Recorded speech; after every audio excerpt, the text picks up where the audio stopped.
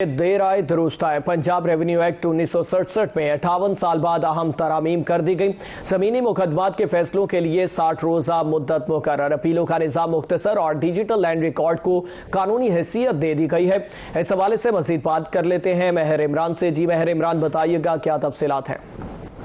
बात करेंगे, Punjab revenue act में तरमीम कर दी गई है। दादे का केस पोता लड़ता था, दीवानी केसेस इंसान को दीवाना बना देते थे। इस तरह की बहुत सी हमने जो कहावतें भी सुनी। Additional deputy commissioner revenue Mudassar Nawaz साहब हमारे साथ मौजूद हैं। सर, ये जो तरमीम की गई है, क्या समझते हैं कि इसमें कौन सी अहम बातें हैं जो साइलिन के लिए, जो काश्तकारों के लिए, जिम्मेदारों के लिए फ़ायदा मंद होंगी? और केसेस का फैसला बहुत लंबे अरसे तक जो है वो चलता रहता था या वो लटकता रहता था, उसको कैटर फॉर किया गया है। इसमें रिमांड की ऑप्शन ख़त्म कर दी गई है।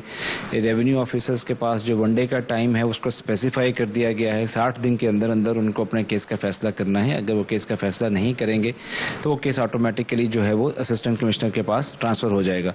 और एडीसीआर के फैसले के खिलाफ आपको जैसे पहले पता है कि एडिशनल कमिश्नर के पास अपील फाइल होती थी, अब वो अपील ख़त्म कर दी गई है।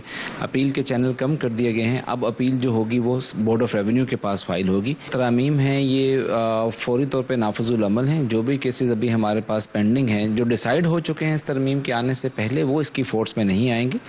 अलबत्ता जो अभी पेंडिंग केसेस हैं वो अब इसी कानून के तहत डील होंगे, इसी टाइम लिमिटेशन के तहत डिसाइड होंगे। जी बिल्कुल, यकीनन बहुत ज़्यादा फ़ायदा होगा। दीवानी केसेस, ज़मीन के सिविल केसेस में लड़ाई झगड़े बड़ी मुद्दतों चलते रहते थे और जो अपना ही हक साबित करते करते ज़िंदगियाँ गुजर जाती थी। उस हवाले से अब जो है जल्द फैसले होंगे और जल्द इंसाफ फराहम होगा।